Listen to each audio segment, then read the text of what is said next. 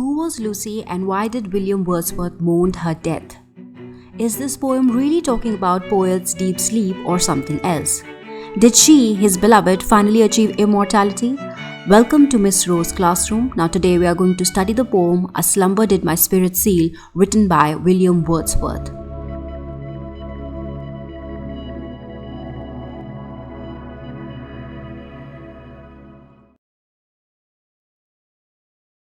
William Wordsworth was an English poet. He began writing poetry as a young boy in grammar school. His tour around Europe increased his love for nature and his sympathy for the common ordinary man, which was a common motif in his poetry. A Slumber Did My Spirit Seal first appeared in the second edition of Lyrical Ballads, which was co-written by Wordsworth and his friend, also a poet, Samuel Taylor Coleridge. A Slumber Did My Spirit Seal is the last poem in a short sequence known as the Lucy poems, in which a speaker is expressing his love, his grief over a mysterious, idealized woman. Lyrical or literary ballad is a narrative poem typically consisting of a series of 4-line stanzas, a quatrain. Ballads were originally sung or recited as oral tradition. However, literary ballads are deliberate creations by poets imitating the spirit of a traditional ballad. This poem was written during his stay in Germany, which was the time of melancholy and depression in Wordsworth's life. It is a multi-genre poem. It is a lyrical ballad following the rhyme scheme of ABAB. It is a lyric expressing strong emotions. It is an elegy because we are marking someone's death. We are mourning someone's death over here. It has 2 quatrains where the style is simplistic yet quite profound. Wordsworth, a poet of nature, wrote A Slumber Did My Spirit Seal during a time of great socio-political upheaval. Commencement of the Industrial Revolution had marked a decided change in the English society.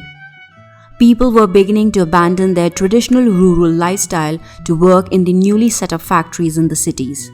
This was also the time when the whole of Europe had witnessed the volatile French Revolution, where ordinary men and women had revolted against the oblivious, ostentatious monarchy. Let's continue with the poem. A slumber did my spirit seal, I had no human fears. She seemed a thing that could not feel the touch of earthly years. No motion has she now, no force, she neither hears nor sees.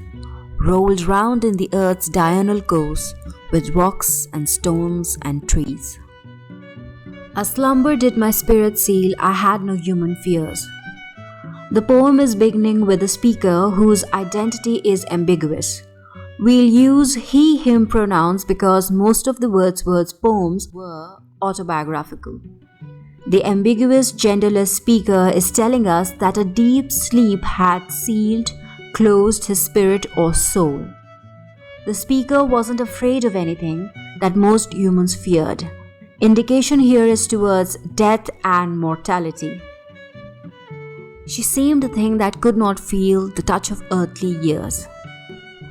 The beloved, and the suggestion over here is towards Lucy, is immune to the ravages of time. She seemed to him a thing that could never be changed by the passage of time. That is the earthly years. No motion has she now, no force. She neither hears nor sees. The second quatrain begins with a negative statement. The speaker is telling us that his beloved, Lucy, is now dead. She has become still with no force and no motion in her. Earlier, she was alive and invulnerable, one who could not possibly be touched by time, reach maturity and die. Moving on, his beloved is not active anymore, but is passive because she is rolled around the earth's diurnal course, an act that is passive. Something is being done to her as compared to her being actively involved in it. His beloved has become as still and passive as rocks and stones and trees. She cannot move, hear, or see any better than these objects can. Let's begin with the analysis. It is a lyrical ballad, which means that it has intense moment of emotions, but is done in a simplistic style of a folk song that is a ballad.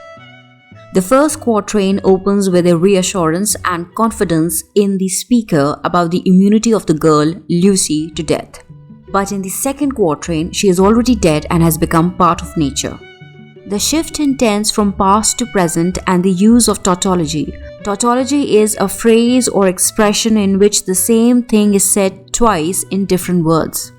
Example, no motion has she now, she neither hears nor sees. Here the poet is trying to say the same thing just in different words, that there is no movement in her, that she is motionless. By the end of the second quatrain, we see a number of oppositions and contrast running across the entire poem. These are slumber against waking, sealed against open, seeming against being, ignorance against knowledge, life against death. Let's study how these ideas are contrasting each other. In the most minimalist fashion, in few words, the speaker has shown his restrained grief and calm acceptance for that death. Before Lucy's death, the speaker was innocent. His spirit was sealed from knowledge as though he was asleep. The first line, "A slumber did my spirit seal," could possibly mean that I was not mentally awake.